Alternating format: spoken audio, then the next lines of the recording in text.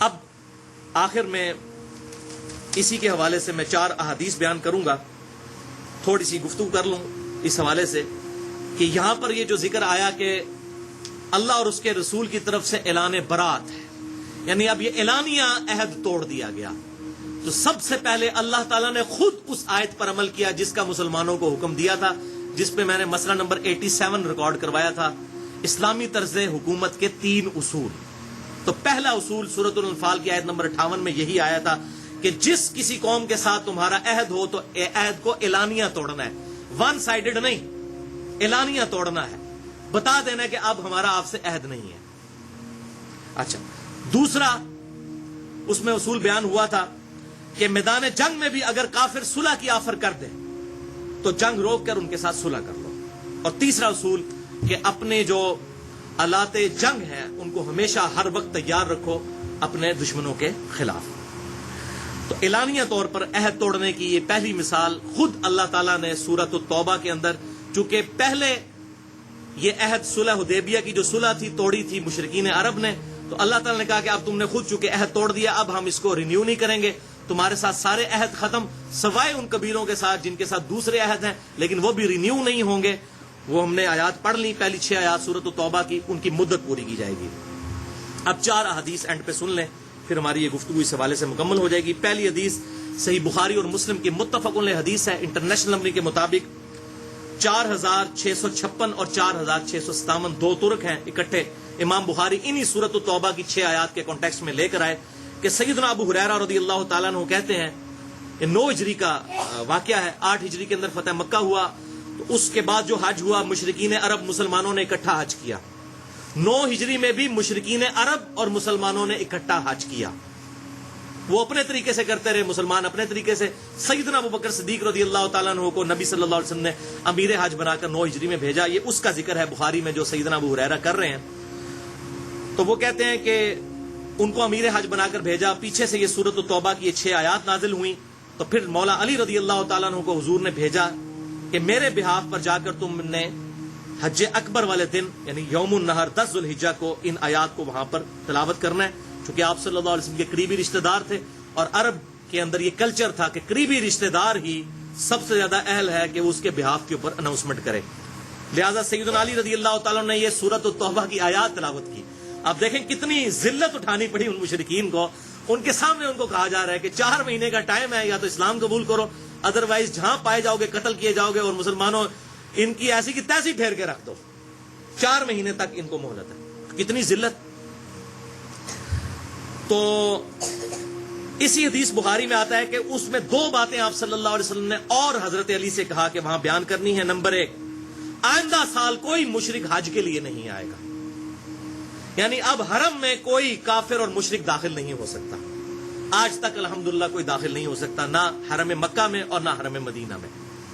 اور دوسری بات آپ صلی اللہ علیہ وسلم نے ساتھ فرمائی کہ آئندہ کوئی شخص ننگا طواف کعبہ نہیں کرے گا، کیونکہ وہاں لوگ بالکل کپڑے اتار کر بھی مشرکین عرب طواف کعبہ کیا کرتے تھے اور سب سے اعلیٰ طواف اسے سمجھتے تھے اور اپنی لاجک دیتے تھے۔ وہ کہتے تھے چونکہ انسان کو اللہ تعالیٰ نے بغیر کپڑوں کے پیدا کیا ہے تو سب سے اعلیٰ طواف کعبہ یہ ہے کہ انسان وہ کپڑے بھی اتار دے جو انسان نے خود پہنے ہوئے ہیں۔ جس طرح ہمارے بھی انڈیا پاکستان میں مولوی جو ہے نا وہ اپنی طرف سے لاجکس بنا کے نا، تو جی اے ہوتا ہے چونکہ اے ہو گیا تو اے ہو گیا، وہ اپنی طور کو ہی پورے وہ بنا دیتے ہیں۔ جو میں نے ایک دفعہ بتایا تھا، ڈاکٹر طاہر القادری صاحب نے کہا کہ اوپن مجمع میں، اور میں نے ٹی وی پہ ویڈیو سنی، وہ کہتے ہیں یہ بتاؤ نماز پڑھنا کس کی سنت ہے؟ صاحب نے کہا کہ نبی صلی اللہ علیہ وسلم کی۔ اس نے کہا جی یہ بتاؤ دروشی پڑھنا کس کی سنت ہے؟ صاحب نے کہا اللہ تعالیٰ کی، ان اللہ و ملائکتہ یصلون علی النبی۔ پھر انہوں نے کہا جی ہن دسو اللہ دی سنت افضل ہے یا نبی دی سنت؟ اب لوگ جو ہیں وہ پریشان ہیں کہ اگر کہتے ہیں اللہ کی سنت افضل ہے تو پھر دروشی کو نماز افضل ماننا پڑتا ہے، اگر کہتے ہیں نبی کی سنت افضل ہے تو معاذ اللہ استغفر اللہ تعالیٰ سے پرائرٹی دینی پڑتی ہے۔ تو لوگ بول ہی نہیں رہے بےچارے، تو پھر وہ کیا کہتا ہے، بولو میں بیٹھے ہیں نا اتنے، یعنی میں دوزخ ہی جانا سے تھوڑے حصے میں دوزخ کھٹنے سے بیٹھے ہیں نا، یہی مطلب ہوا نا اس کا۔ تو پھر صاحب نے کہا جی اللہ کی سنت ہی افضل ہے، تو انہوں نے کہا پھر درود شریف نماز پڑھنے سے افضل ہوا۔ یہ وہ لاجک ہے جو مشرکین عرب نے بھی دی تھی کہ جی چونکہ اللہ تعالیٰ نے ننگا پیدا کیا لہذا ننگا طواف کیا جائے۔ یہ میں نے پھکی دے دی ہے ان کو، یہ جو اس قسم کی بناتے ہیں نا علم الکلام سے اور فلاسفیکل آنسر، تو یہ ایک پھکی ہے، ایک علم الکلام کا جواب، لاجیکل آنسر، اینٹی وینم۔ یہ یاد رکھنا ہے آپ نے کہ ہاں جی آپ تو مشرکین عرب کے طریقے پہ، حالانکہ بخاری اور مسلم کی متفق علیہ حدیث ہے. آپ صلی اللہ علیہ وسلم سے پوچھا گیا اللہ تعالیٰ کے نزدیک سب سے افضل عمل کون سا ہے؟ آپ صلی اللہ علیہ وسلم نے فرمایا بندے کا وقت کے اندر نماز کو قائم کرنا. بخاری اور مسلم کی متفق علیہ حدیث ہے. اسلام کی بنیاد 5 چیزوں پر ہے.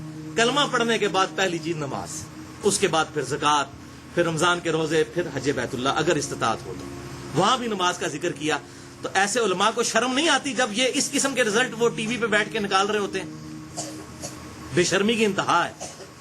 تو مشرکین عرب بھی یہ کہتے تھے ننگا طواف، تو وہ اعلان ہو گیا. صحیح بخاری میں حدیث بھی آ گئی کہ یہ کام نہیں کرنا، 2 کام نہیں کرنے. آندہ کو مشرک حج کے لیے نہیں آئے گا اور ننگا طواف نہیں کیا جائے گا.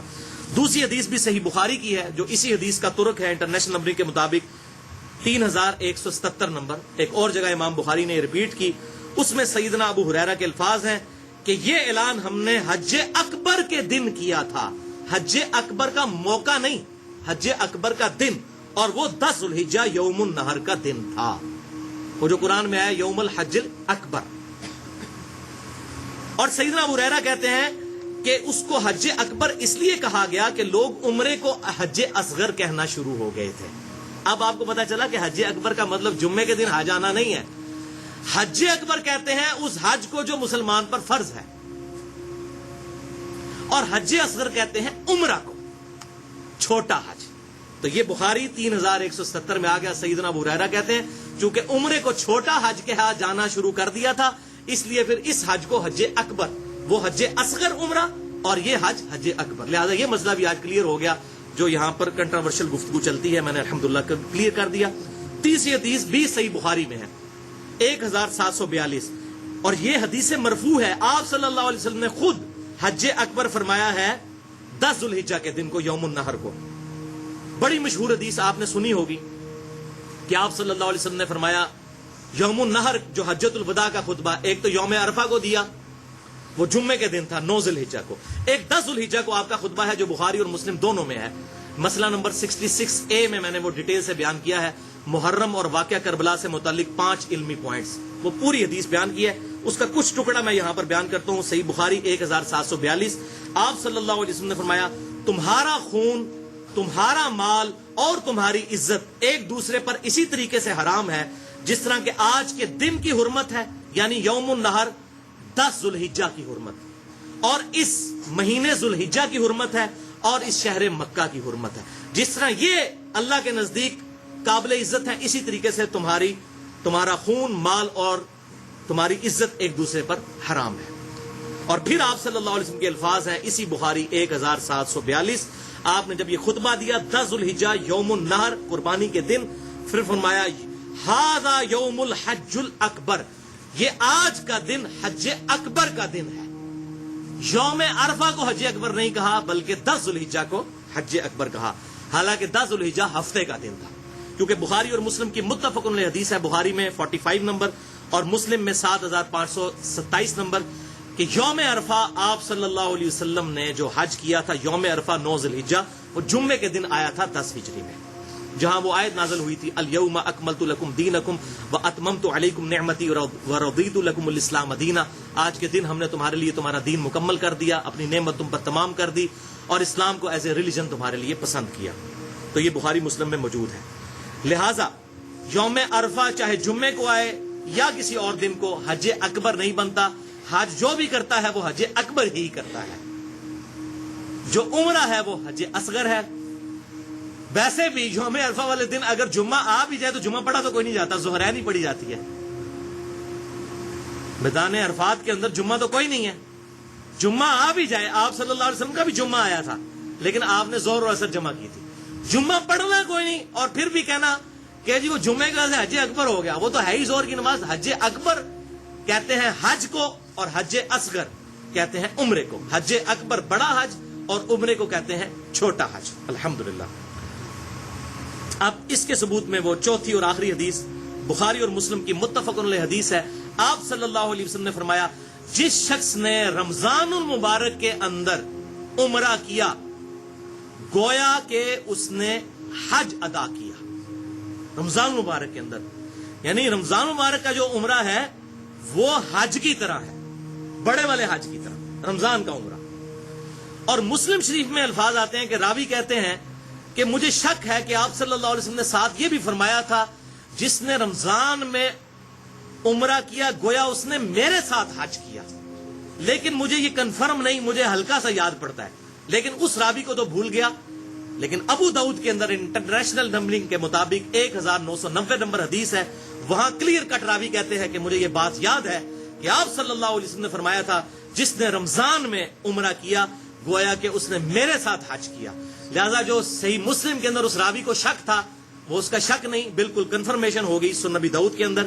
بہرحال یہ بات تو ایگریڈ اپان، متفق علیہ ہو گئی کہ رمضان المبارک کے اندر عمرہ کرنا حج کرنے کے برابر ہے۔